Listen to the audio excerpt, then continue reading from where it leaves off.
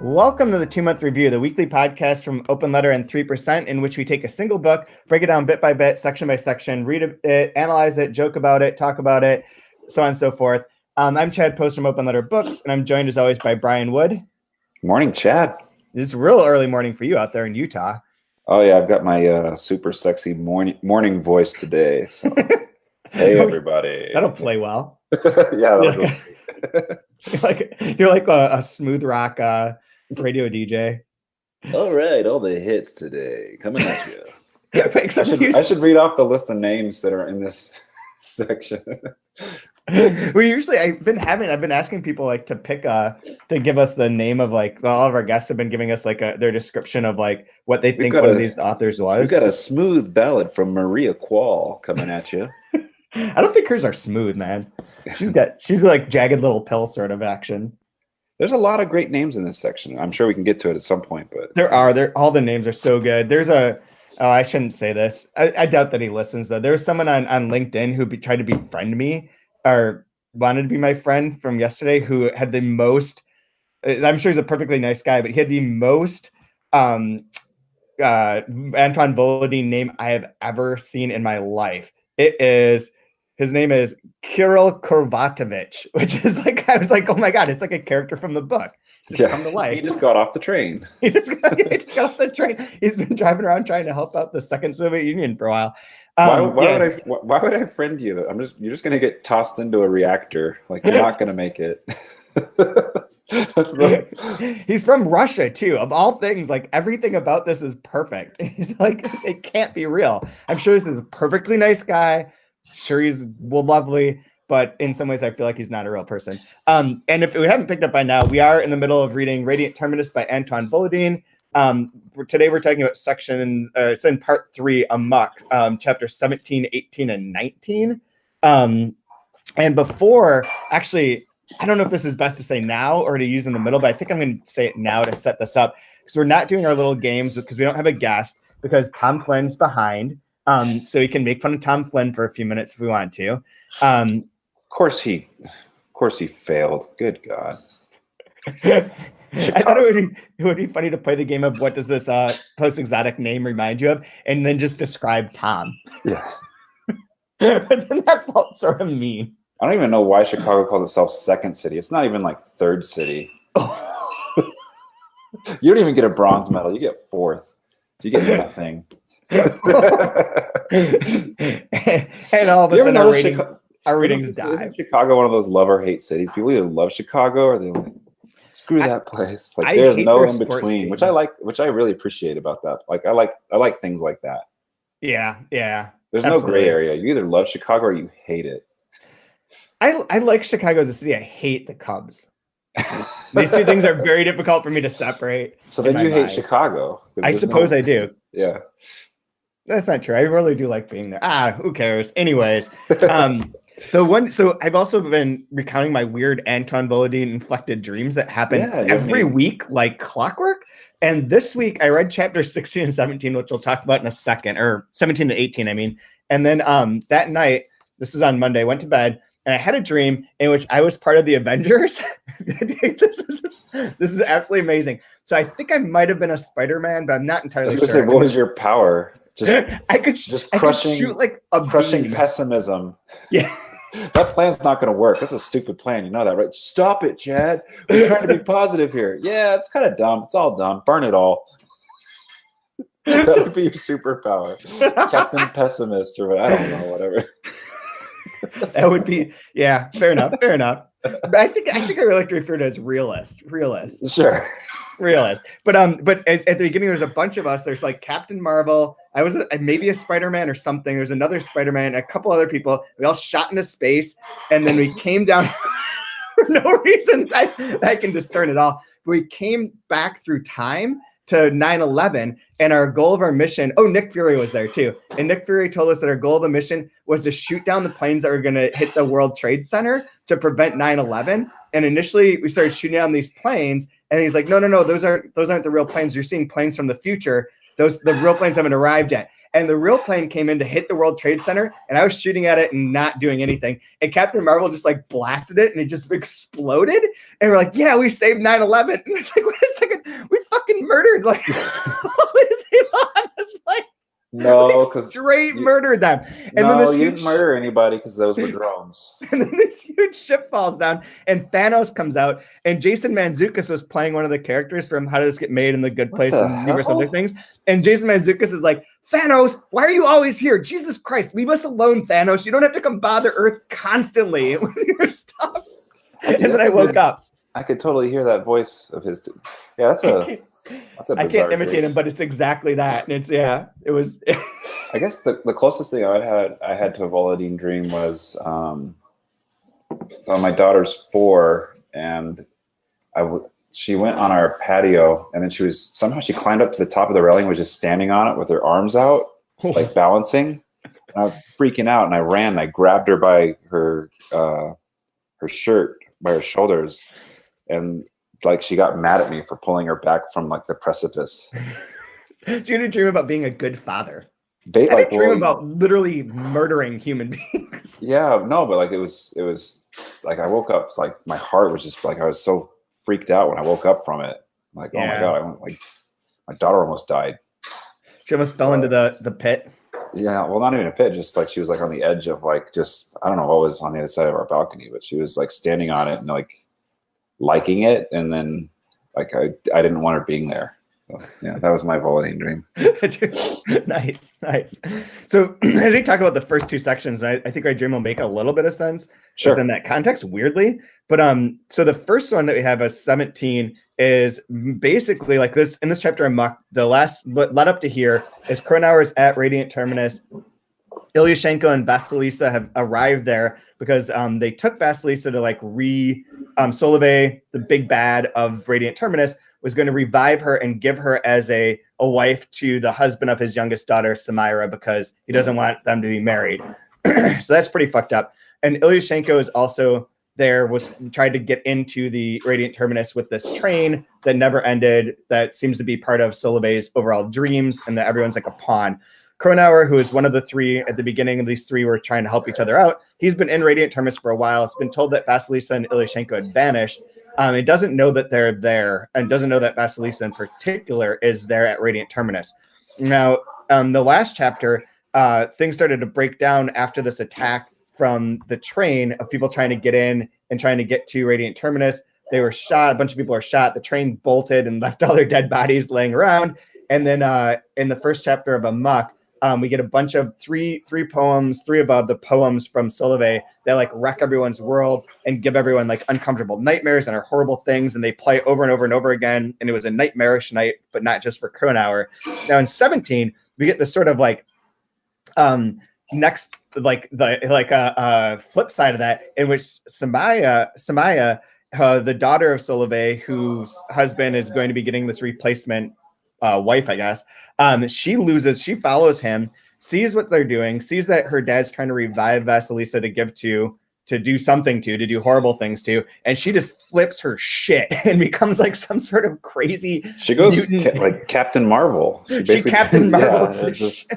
I'm gonna destroy. I'm super strong now. Bye. And like the descriptions are like amazing because they're like, it was insane. She ran at full speed for 1,000 kilometers. Like, okay, like running around like a banshee or something. I love the visual. This would make an amazing radiation like rage mode. Yeah, amazing movie. Some of the stuff in here is just bizarre, man. It's like the smells. The smells make no sense. It smelled like plutonium.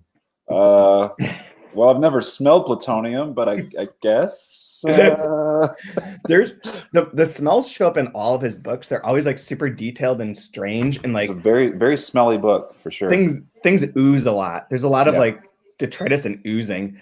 Yeah, so she runs around, but it's amazing because this, like the section, so she's running around. It's like she's covered in very hard scales. She lands terrible blows. She moves at an incredible speed. She transforms her scream into energy like Banshee. She no longer has blood, or rather, she no longer has either blood or the absence of blood. She is neither dead nor alive, nor in dreams, nor in reality, nor in space, nor in the absence of space. She makes theater.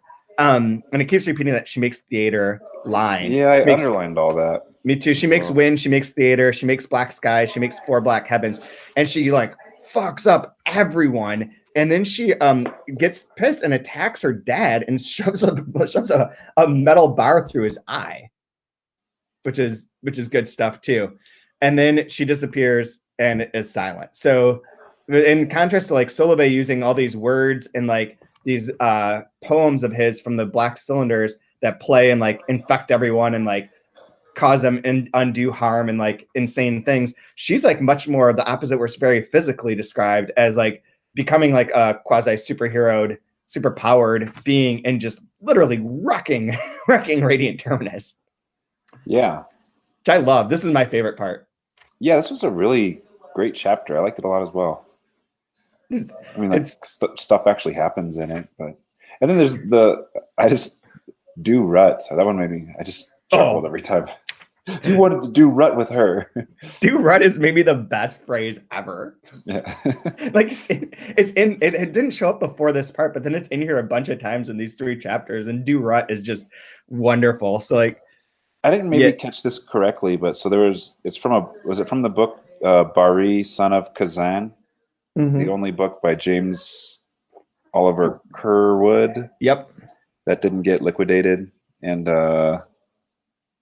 I guess it was the other authors it mentions, like Maria Quall, Rosa Wolf, Tatiana Daphonopoulos, or whatever. They were kind of like feminist texts. Yep. And then his wasn't, and it changes the phrase from make love with do sex or do rut. And then like later she's saying she's using that he uses, okay, I see what you're saying. Sorry, I didn't mean to interrupt you, but like that he says that James Oliver Curwood says make love or do sex, but like the others, the feminist authors use the term do rut. Yeah, they say do rut, and then she uses that same terminology later. Yeah, absolutely. Right. Absolutely. That whole paragraph is worth reading, though. This generous prose, filled with the breath of nature, was a change from the imprecations of Maria Quall, Rosa Wolf, and Tatiana Damianopoulos, who replaced the phrase make love with do sex or do rut, and who always, no matter the subject of their story, managed to express uncompromising opinions about bodies, their unacceptable physiological mechanisms, sexual impulses, and the Cox language prowling throughout men's thoughts. And that comes up a lot, too.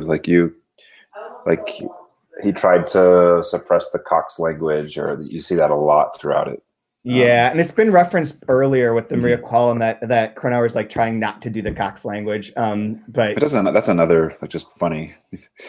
Like, yep, that's the Cox language getting me in trouble again. It's wonderful because we all know what it is, and it's one of the ones that like this book has so many like ideologies that dominate the characters and their minds and the landscape, and that's one of them that's like real prevalent that keeps coming up, the Cox language and like this interaction between men and women.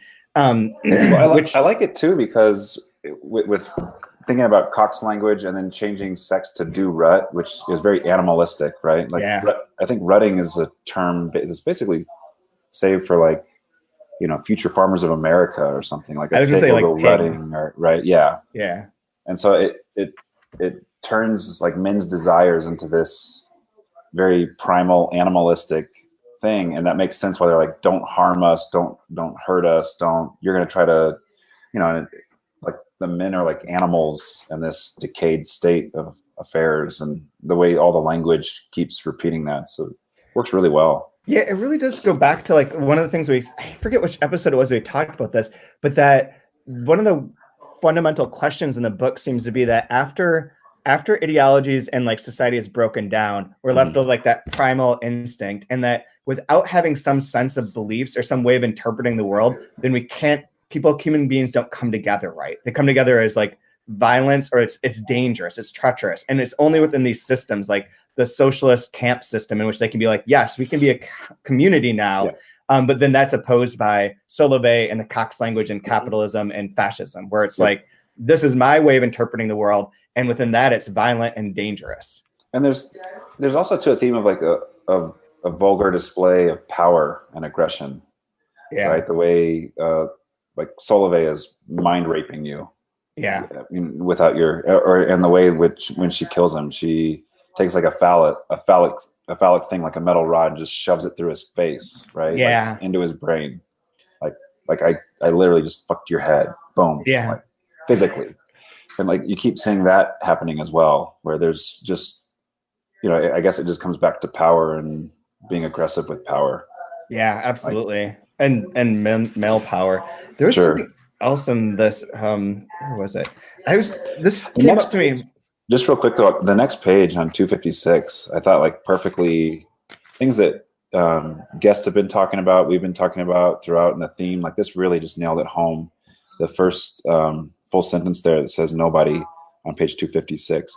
Nobody really ever came into her private space except, to her great regret, Solovyei, who did not respect any boundaries and who, whenever he wanted to, and without ever asking her what she thought, broke through all her defenses, crept into no matter how hard she resisted, and came and went within her like it was his own terrain, observing her internal dreams and possessing her completely, towering over everything, showing no difference between the physical and the mental, taking hold of everything.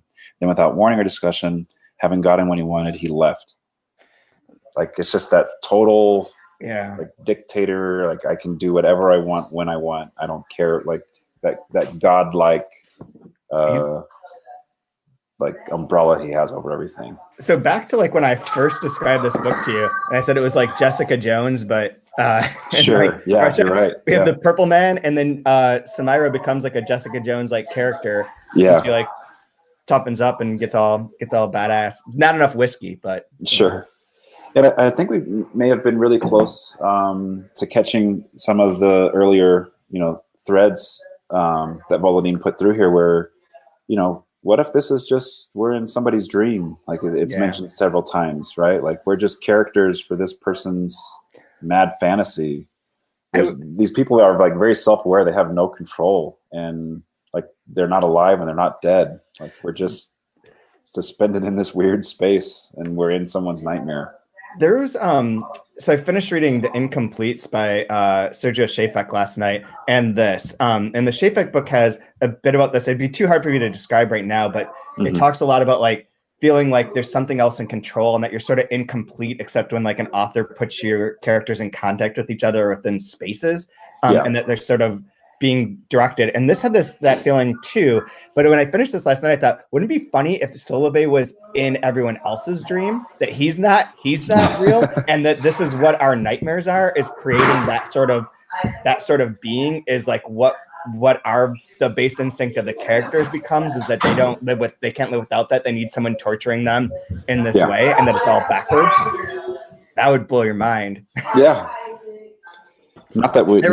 That needs to happen in this, because again, the thing that keeps like screwing with me reading this is the shift in tense and narration. Like just like out of nowhere. Like, oh my gosh, there's this one. What was the one part? Like, had this been written by a post-exotic, that part is hilarious. Those are so good. I love this book. Is so funny despite all the horror and just gross shit that's happening. There's so much like funny stuff. Where the first, I guess, what does the little period mean? It's just like a new, it's a new section. Right? So like rather than just the blank line, he uses that as like, as if it's like bullets from a report. Sure. The night is long, very turbulent, very strange, and very long. Like it just immediately switches tone. Like she is covered. She lands terrible blows. She moves at incredible speed. Like it goes to present tense all of a sudden out of nowhere. And like, well, wait, who's doing? And it's interesting they do that shift when she transforms into this whatever scaly fire monster running beast or whatever the hell this thing is. She covers herself with the specks of cutting ice. She covers herself with night. She makes blinding night. She makes immobile tempest. She makes theater. I love this pit. I think it's like for poetry, it's funny because like his things are supposed to be poetry and verbal, and like as his attacks, and hers are like this physical like rage and like actual destruction. But it's more poetic when you read the descriptions of this. It's like almost beautiful, like as she's like totally wrecking house and doing crazy shit. This is just random, but I was reading about Wilson Harris yesterday. It was like a Guyanese author who I remember reading about years and years ago. He's featured in like the Review of Contemporary Fiction, and for some reason it came into my mind out of nowhere. So I was looking up various of his books, and one of his big things towards the end of his life was writing what he referred to as quantum fiction, and it's basically what's here on page 260. Often it was from there that he launched himself into parallel universes, into strange themes, into strange flames, into empty spaces and dreams where he was sometimes a horribly resentful and invincible shaman, sometimes a magnificent lover, sometimes a traveler to dark worlds, sometimes a necromancer specializing in punishment in camps, sometimes an unforgettable cryptic poet whose words were non-paral, forbidden to the dead, to the living, and to the dogs. Just reminded me of this idea of like quantum fiction. Well, I've things never are read uncertain and multiple possibilities. Yeah. What's that? I've never read any quantum fiction. It's like a term that I don't think people use anymore, but I'm going to go get a couple of his books because I'm curious about him. He wrote a book about Jonestown too, which okay. I'm so sort of way into cults and serial killers right now. So thanks to podcasts, not because of like anything else, but like this Zodiac podcast is getting to me, man. Since I got out of my first cult and joined my second, there's nothing better than cults. There's really like cults are amazing. Cults are straight amazing. So yeah, so she ends that one. She kills her dad. There's a whole she accuses him of violence. 268 is when this all happens. When she accuses him of vileness and incestuous relations with imaginary daughters, with real dead or imaginary spouses. She accuses him of debauchery committed against willing victims, fornicating with the Grama Ugdal. She also accuses him of having done rut with his own daughters, with a list of the girls whose names she says one by one, all without any end to her coming and going down the village's streets and tunnels, with the girls whose names she says at random into the darkness, with unknown women whose names she invents, with girls like Solovyei Mercurin, Emery Good, Nadiane Beck, Ketty Berbadojan, Maria Dijabal, Maria Dongfang. Dongfang is amazing. Lily Grunwald, Barbara Rock, and Kolchnik's lost to memory, with poetesses whose names and faces and poems weren't left to posterity, with the female communist prisoners locked up with him in camps, with counter-revolutionary women and representatives of the first, the second, and the third stinking category. And to end the list, she accuses him once more of having had magnanimous relations with his own daughters. So she wrecks him, she kills him, the end. Because doesn't Solovyei isn't he exhibiting kind of like all the exhibiting all the traits of a cult? Like if you're into because a cult's like I mean obviously crazy sex things. Well, but it's usually surrounded around one person and the idolization of one person. It tends to be one of the big things with cults, right? Yep. And so like he has that cult-like figure, and the people are all under his control, or and like with Scientology, he like enters into some magical land, which I think we kind of see here a little bit in a minute. Sure. Like his own like sort of cathedral of sorts that he like can get inside of and like rejuvenate, where he finds like the magic truth from beyond and tells all about his fire and his flames and his birds and shit, which can be like the weird Scientology belief system that could come into play. So yeah, it has cult. Although the difference between a cult and fascism in this case is like negligible. Mm-hmm. That's a good point. Because like there's not like enough like where people are like, oh yeah, I'm totally on Solovyei's side. Everyone's just like, I'm trapped here. I don't know what to do. But anyway, so yeah, it feels more like a dictatorship of some kind, right? Yeah. So 18, we move on, and there's whatchamacallit, who's sleeping with him? Is it no, Miriam Umarek is in Kronauer's house. They have a really interesting interactions I want to get back to in a second. But then she's like, this is what happened last night. Shit went wrong. Don't tell anyone that I've been here. But I want to leave with my husband Barguzin. I really love him. Whatever. She says she sort of implies that she loves him. That we'll come back to that in a second. But she's like, we need to get out of here. You need to help us. And he's like, well, I don't need to help you. Like, Solovyei got his brain wrecked by a rod. And she's like, no, dude, this doesn't matter. He's totally fine. We're not all neither dead nor living in radiant Terminus. We're all bits of Solovyei's dreams. We're all ends and pieces of dreams or poems in his head.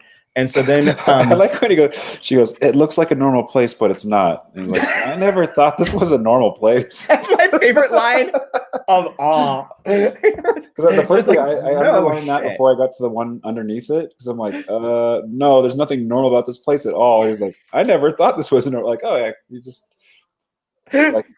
took my thoughts. That was my exact thought. Exactly. There is nothing normal about this place.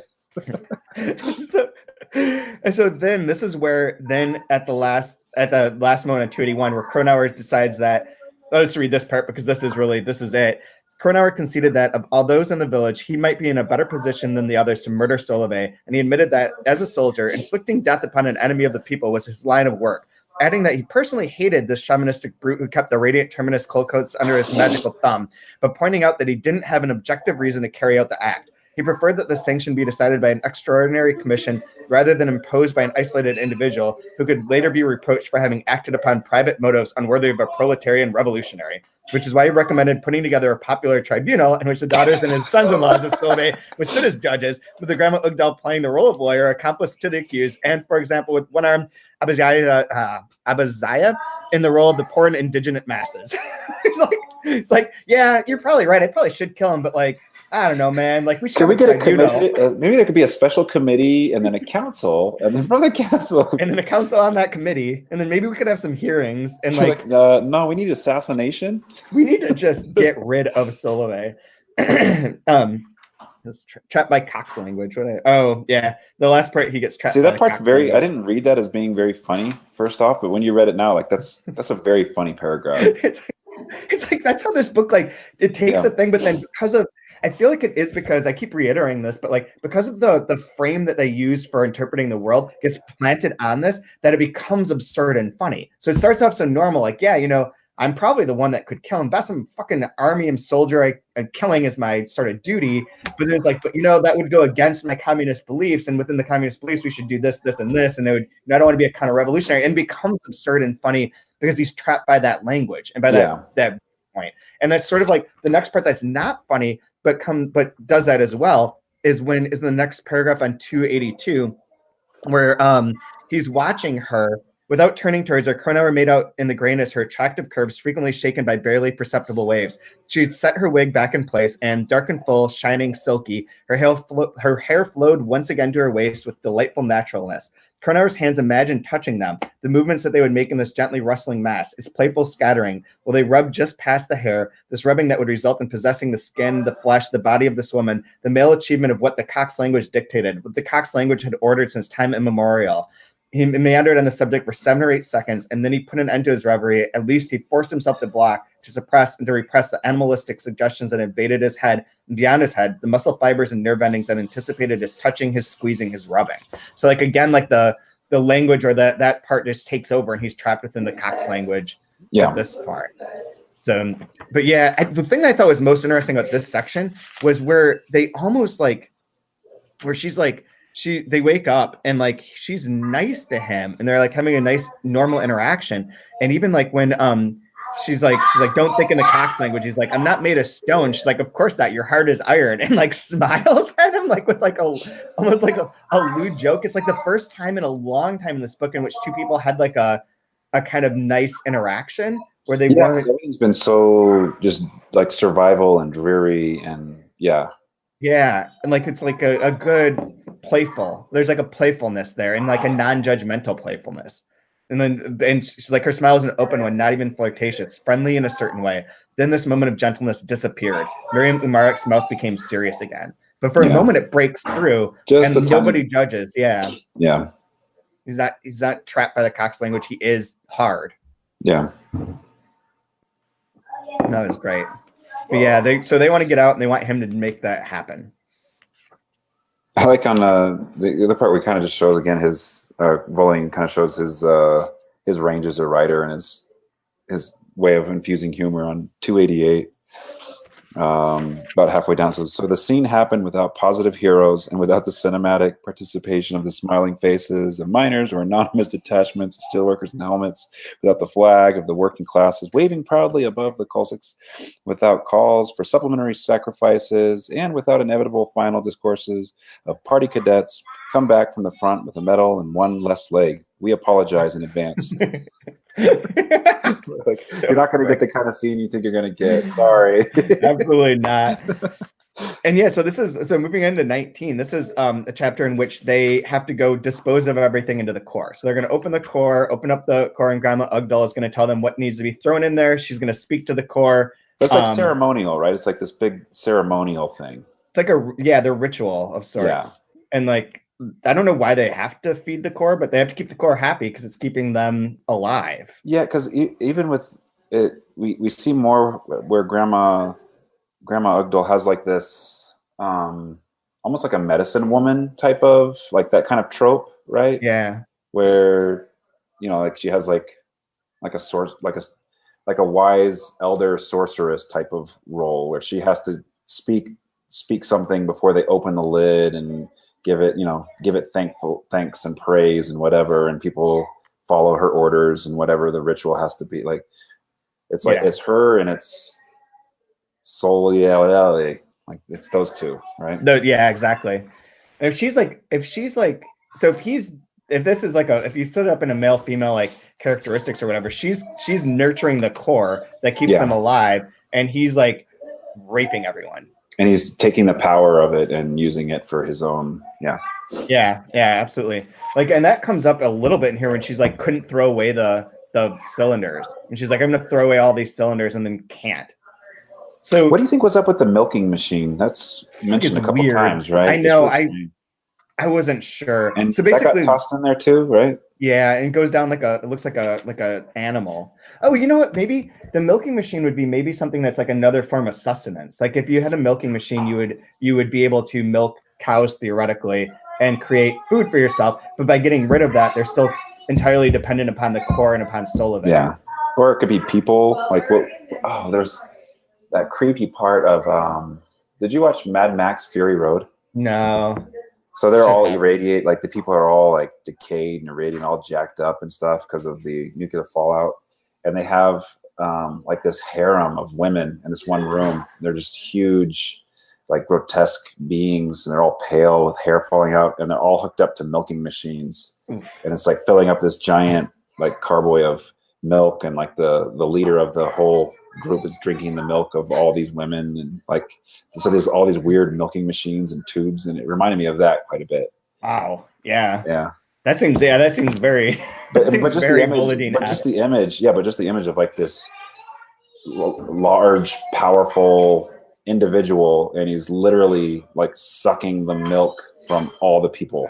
Man, to give himself strength and power, and just they're hooked up to machines and just being sucked by this one. Like it's such a great image of like a power structure, right? Yeah, absolutely. I'm gonna take the life out of your body for myself and rule over and lord over you with it. It's so rough. Yeah, I've got to see that movie at some point. I don't know why I didn't. But anyways, and so in this section, so they open up the thing, they throw all that stuff in, and then at the end, they're like, "Oh, by the way, you have to go throw in the bodies." And so don't look at them though. You don't want to see if they are. Yeah, don't want to know. And whatever her name is, and Hanko and Kronauer go over there, and he opens up one of the ones, and it's Morgovian, and it is one of the people who's dead. So on 304, I found out that it's her husband, or no, whatchamacallit,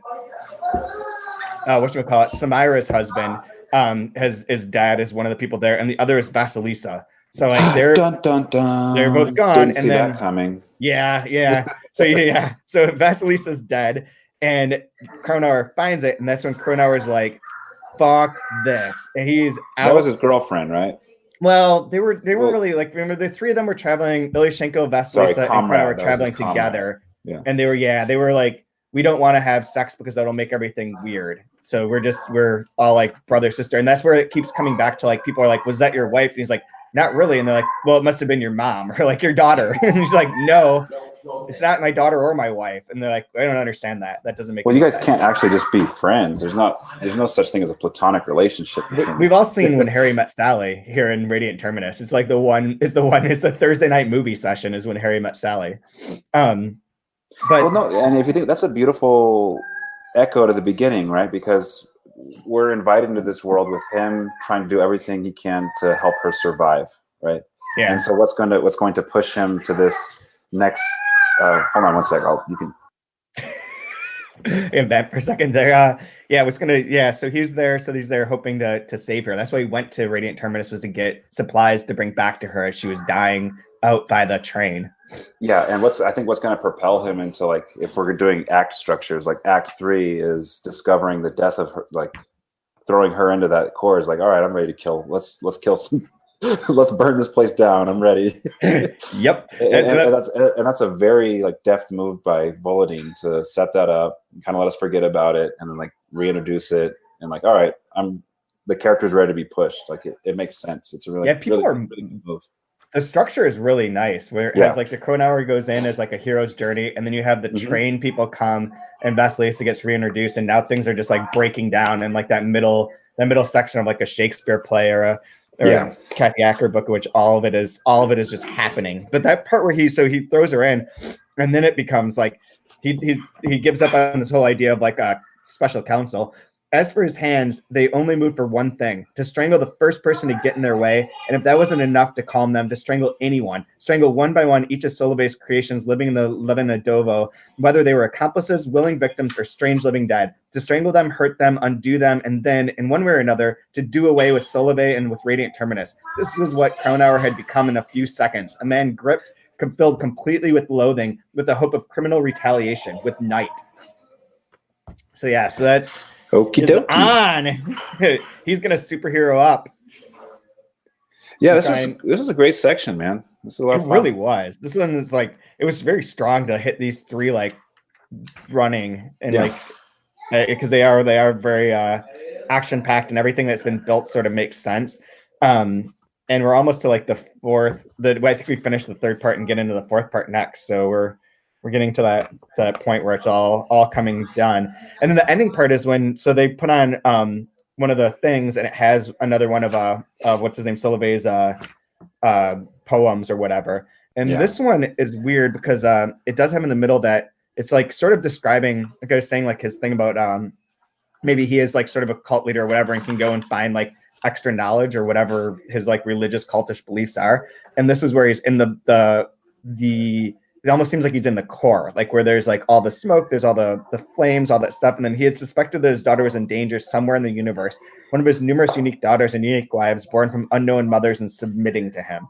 But this one I read a little bit more carefully than the other ones, because I wanted to see if it related, and it sort of feels like it does a bit more than some of the others have up till now, with kind of giving the narrative of Solovyei. And this is where I started thinking, like, what if they're dreaming Solovyei, and he's stuck in this. This is his dream. His real life is being in these poems. And like, they don't make sense. They're like dreams. Like, suddenly he summoned up his strength to express words, and having set his back on the mirror, he lit 11 candles in a row by bringing them to his mouth. That's like very dreamlike imagery. Like, what if these are his dreams and not like, and it's all reversed? You never know if you're dreaming the butterfly, or the butterfly is painting you. Whoa. Or whatever that quote is. Oh man. Anyways, I don't know if there's anything else from this particular section to even hit on. So, but we get our friend Idfux Sobibian back. Yeah, your favorite. My favorite. Absolutely. Yeah, Volodine like pulls he reminds me a lot of like Philip K. Dick and like Pynchon, where the names are just outrageous. Yeah.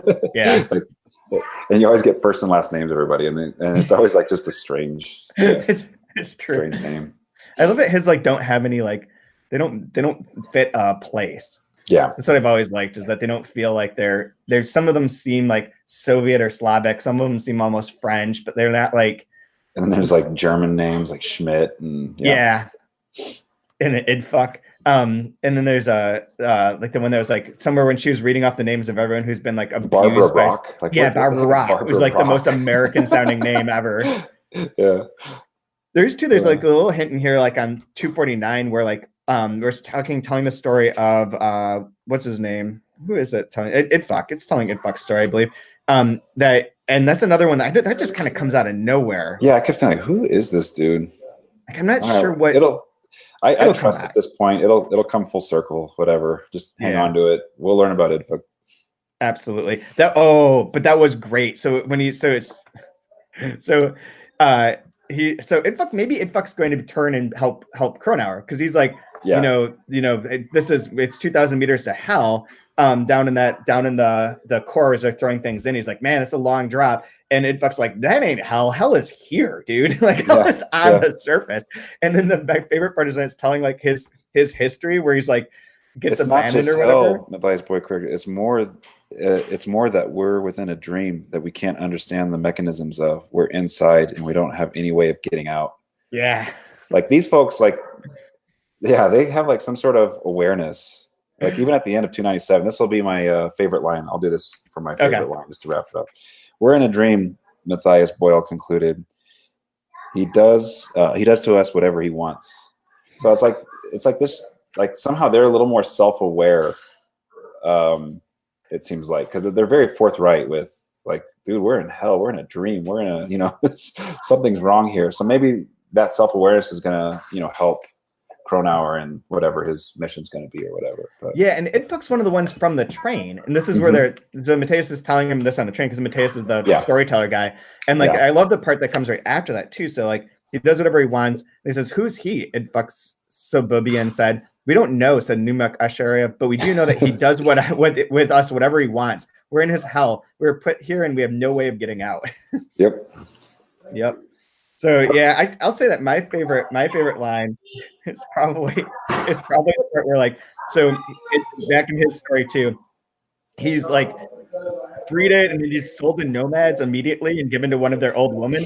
The old woman named Malka Mohone didn't travel with her tribe and lived in a tent city erected in the suburb of Burkat, which at the time was an agglomeration of promising developments. This is my part. She spent her time smoking fish and talking with Idfuck Sobibian in an idiolect chiefly composed of obscenities and groans that could be equally anti-leftist or counter-revolutionary. This guy grew up with someone just like swearing and grunting the entire time. So he's like he's not indoctrinated the way that everyone else is. His indoctrination is different. Maybe that's what the point of this is really too, is that he's separate. And then he becomes literate and enters the Komsomol later on and is really good at middle distance races, which is a fantastic phrase to do. Oh man. Yeah, this is a great section. I love this. So let me see if I can find what we are supposed to be reading for next week. Let's see. Well, it starts at 309. Yes, 309 through it's chapters 20 through 26, 309 through 363. These chapters get really short here, especially in the Narax section. The part 4, Taiga, which is Narax. These chapters are like a couple pages each. So we're going through a bunch of chapters next week. I believe that we do have a guest lineup for next week, but I need to make sure that she's caught up on the reading. And then we only have 3 episodes left of this season. All right. Racing to the finish. Yeah, things are going to get crazier for sure. But anyways, you have fun skiing. Will do, man. And I will see you soon. All right. Take care, buddy.